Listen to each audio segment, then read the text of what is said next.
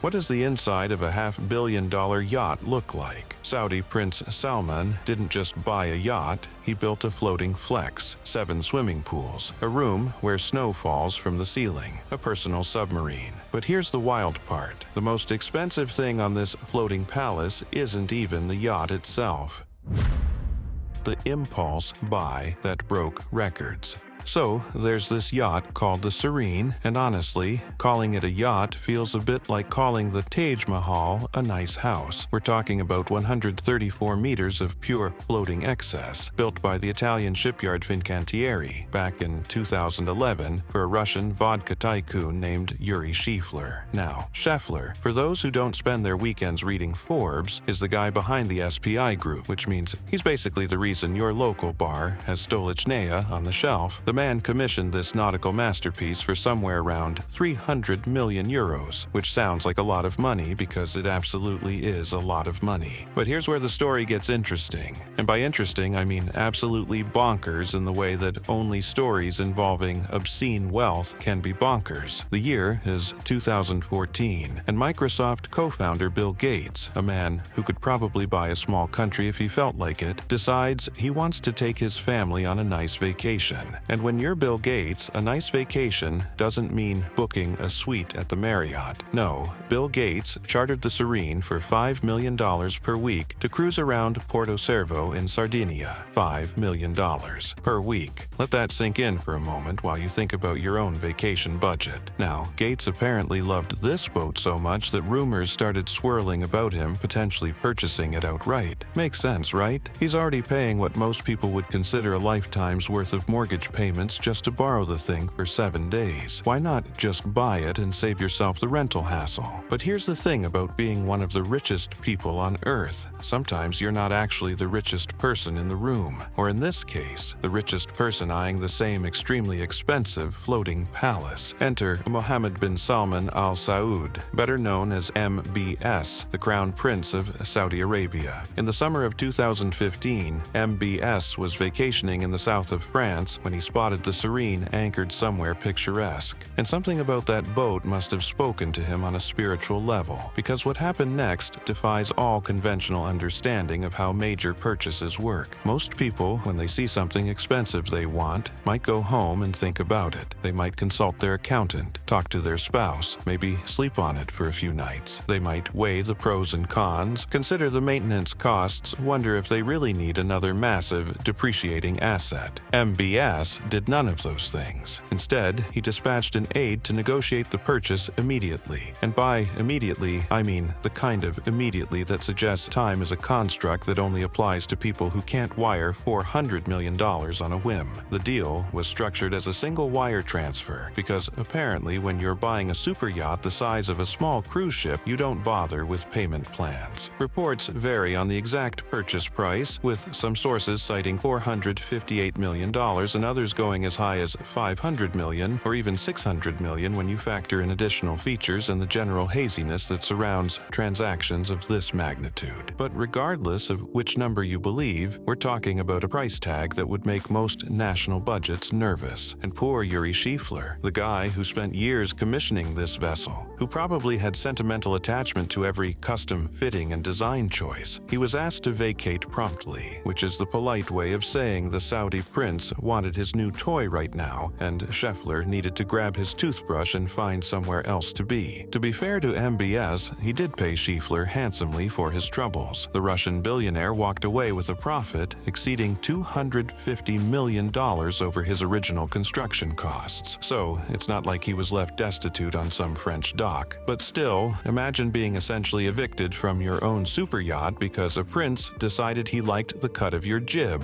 literally. This whole transaction, by the way, preempted Bill Gates, who had reportedly expressed serious interest in purchasing the vessel himself. So, somewhere out there, Bill Gates, a man who revolutionized personal computing and has dedicated his post-Microsoft life to solving global health crises, got outbid on a boat by someone with even more spending power. The world of extreme wealth is truly a fascinating ecosystem. Now, you might be wondering what exactly makes this floating apartment complex worth the GDP of a small island Muslim nation? And honestly, fair question. Let's talk about what MBS actually bought with his $500 million. The Serene stretches 439 feet from bow to stern, which means if you laid it next to a football field, it would make the football field look modestly sized. The exterior was designed by Espen Oino, a Norwegian yacht designer whose portfolio reads like a who's who of floating excess, including vessels like Octopus and Flying Fox. The man knows his way around a sleek hull. The construction features a steel hull with an aluminum superstructure, because when you're building something this massive, you need materials that can handle both the ocean's moods and the weight of all that luxury piled on top. The beam measures 18.5 meters, which gives you an idea of just how wide this thing is. We're talking about a vessel with a gross tonnage of 8,231 GT, which is the nautical equivalent of saying this boat means business. Under the hood, or rather under the deck, you'll find 8 MTU 4000 series diesel engines working together to push this floating palace through the water at a top speed of 20 knots. For those of you who don't speak nautical, that's roughly 23 miles per hour, which might not sound fast until you remember that you're moving something the size of a small hotel through the ocean. The cruising speed sits around 15 knots, which is the maritime equivalent of a comfortable road trip pace. And because a yacht of this caliber is essentially a small floating city, the operating costs are appropriately astronomical. We're talking annual running costs between $25 and $40 million,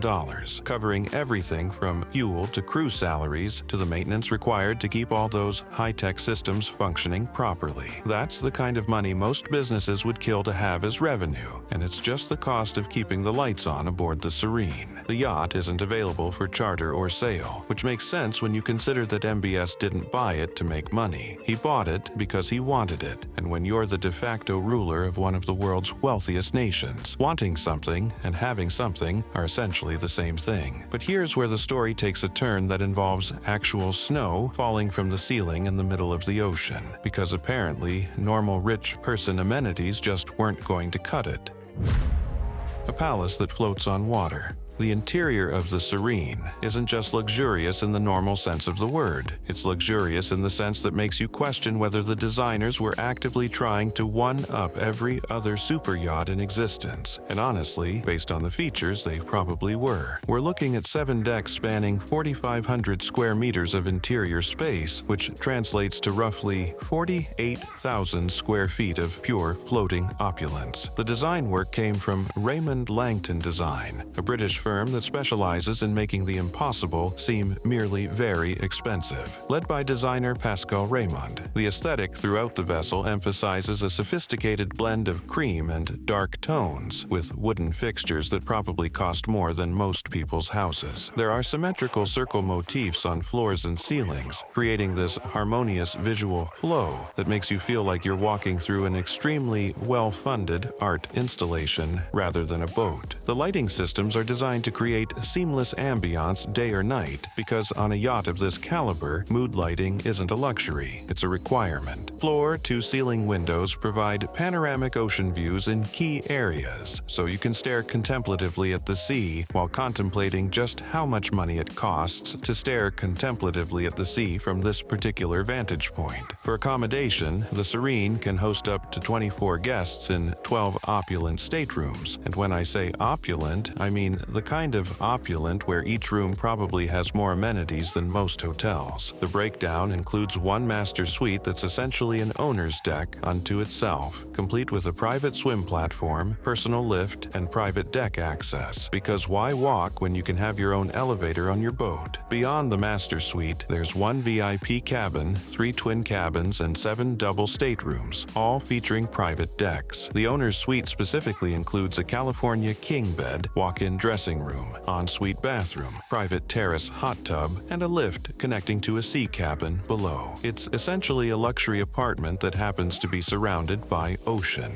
Operating all of this requires a crew of 52 housed in 30 cabins, ensuring that impeccable service is available around the clock. That's more staff than most restaurants employ, and they're all dedicated to making sure the guests aboard the Serene never have to do anything as mundane as fetch their own towel. The social space spaces aboard would make most five-star hotels jealous. There's a sky lounge equipped with sofas, chairs, and coffee tables designed for cocktail hours, a formal main lounge in white and dark tones featuring a central piano and cocktail tables, and a dining area that would make most restaurants feel inadequate. Speaking of dining, the main dining area features two extendable tables that can seat up to 24 guests, along with a pizza oven and teppanyaki grill. Because when you're floating in the middle of the Mediterranean, you want the option of freshly made pizza or Japanese hibachi cooking, depending on your mood. A chandelier spans the lounge and dining room, allowing the same music to flow between both spaces for those evenings when you want your dining experience to seamlessly transition into your lounging experience. But let's talk about the features that really set the Serene apart from your run-of-the-mill $500 million super yacht. First up, the snow room. Yes, you read that correctly. In what might be the most brilliantly absurd feature ever installed on a vessel designed to cruise warm waters, the Serene includes a dedicated room chilled to -12 degrees Celsius with actual snow falling from the ceiling. This was apparently the first of its kind on any yacht when the vessel was built. Now, this feature was originally requested by Yuri Shefler to evoke his Russian roots, which makes a certain kind of sense when you consider that the man made his fortune selling vodka. But the irony of a Saudi prince hailing from one of the hottest countries on earth, now owning a boat with its own artificial winter wonderland, is almost too perfect to be real. The snow room sits adjacent to the sauna and hammam, providing the stark contrast of blistering heat followed by frozen precipitation that apparently rich people find therapeutic. When it comes to water features, the Serene doesn't mess around. We're talking 7 swimming pools, including a giant 15-meter internal seawater pool that doubles as a tender docking station, a saltwater pool under a retractable glass roof, and convertible helipad pools. There are jet stream swimming pools for when you want to swim against a current without actually going anywhere, and spa pools in both hot and cold varieties. The beach club on the lower deck includes jacuzzis, lounging areas, and foldable platforms for sea access, because sometimes you want to swim in an actual ocean rather than one of your 7 onboard pools. It's about having options. For wellness enthusiasts, the Serene offers a full spa complete with sauna featuring glass doors overlooking the sea, hammam, wellness center, and beauty treatments. You can literally get a massage while watching dolphins swim by, assuming dolphins are around and you've positioned the yacht correctly. The entertainment options read like someone combined a resort, a nightclub, and an adventure park into one floating package. There's an indoor climbing wall because apparently some guests want to exercise vertically while at sea. There's an outdoor cinema for movie nights under the stars, a nightclub for when you want to dance on water in the most literal sense, and a piano bar for more sophisticated evenings. The observational deck comes equipped with a wet bar, and sun loungers, the sun deck features a dance floor, and there's a library for guests who prefer reading to dancing. The conference room can be divided and comes with full audiovisual facilities, because even when you're floating in luxury, sometimes work calls. For the younger guests, the children's playrooms are equipped with slides connecting multiple decks, along with Xbox, PlayStation,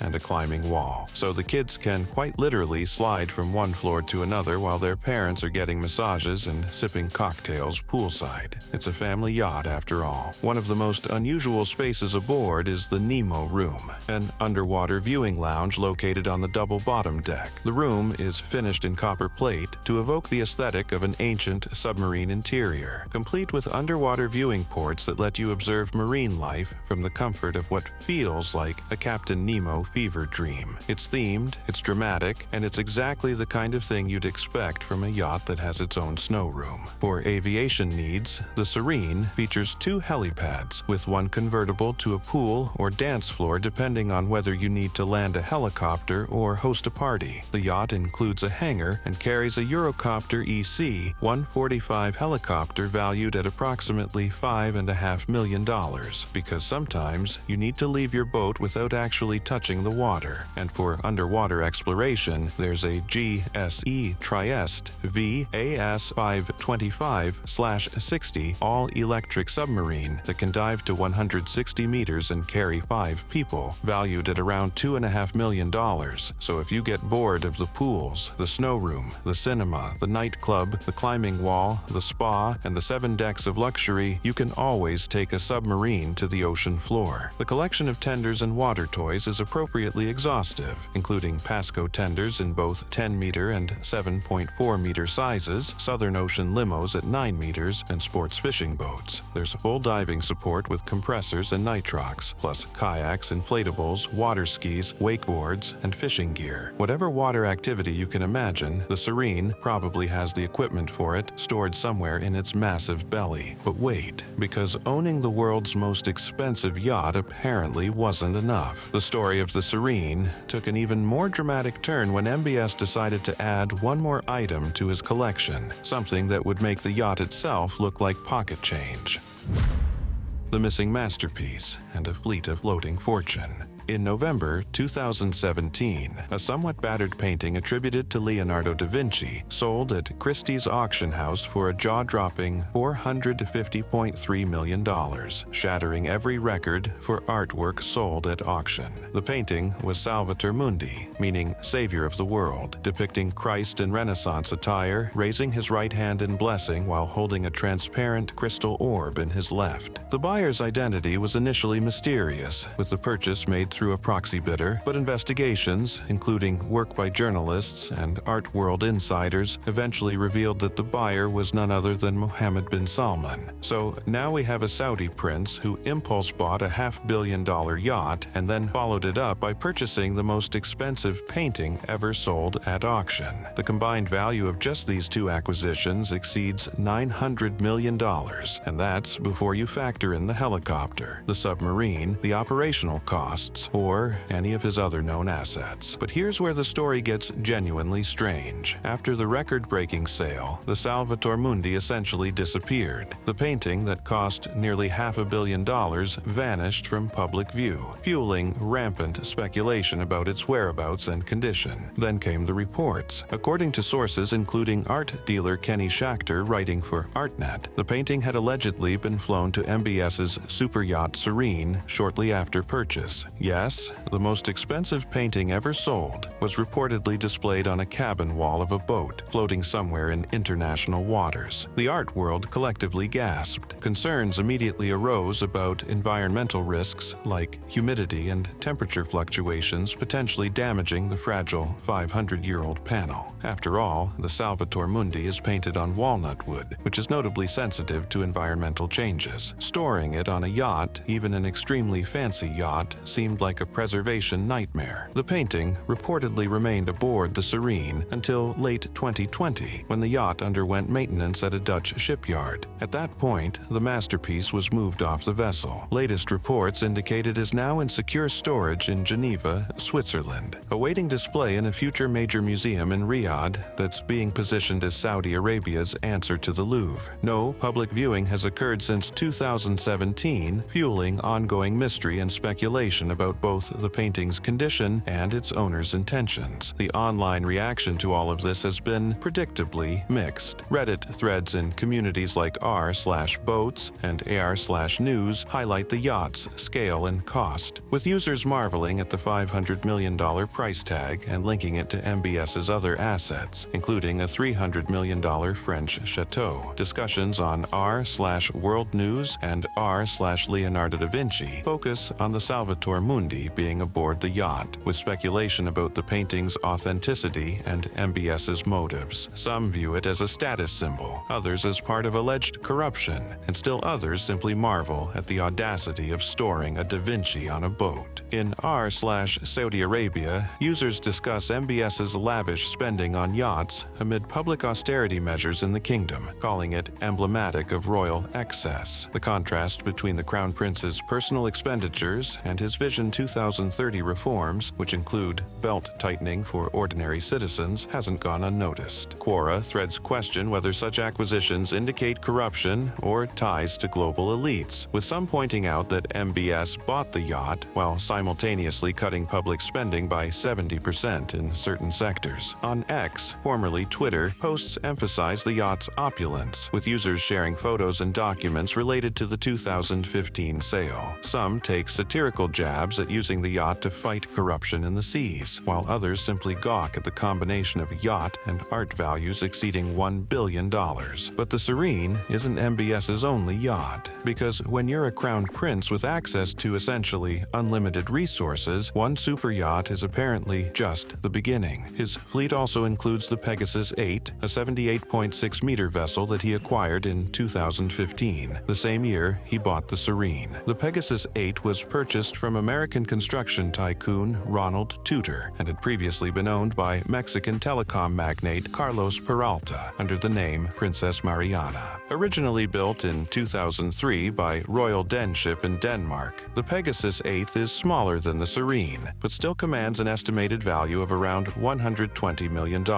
Its annual running costs range from $8 to $12 million, which sounds like a bargain compared to the Serene's $25 to $40 million, but is still more than most people will earn in several lifetimes. The exterior design also came from Espen Oino, giving both yachts a consistent visual language. Interiors were handled by Zuretti, featuring teak decks and sophisticated finishes. The vessel underwent major refits in 2015 and again in 2020 to 2021 under MBS's ownership. While smaller, the Pegasus 8 has some features the Serene lacks. Its helipad can convert to a golf driving range, because sometimes you want to practice your swing while floating in the Mediterranean. There's a float-in dry dock that transforms into a 12-meter swimming pool, and the party deck can host up to 50 guests when docked. The Pegasus 8 is also accompanied by a 35-meter chase boat called Moon Goddess that can hit 45 knots, providing high-speed transportation for when the main yacht just isn't fast enough. With twin Deutz diesel-electric engines, the Pegasus 8 achieves a range of 7 to 7,500 nautical miles at 12 knots, making it better suited for extended voyages than the Serene. Both yachts were spotted together undergoing refits in Vlissingen, Netherlands in 2016, highlighting their shared operational history. Neither vessel is available for charter or sale, remaining exclusively for MBS's private use. The total estimated value of MBS's confirmed yacht fleet exceeds $500 to $700 million,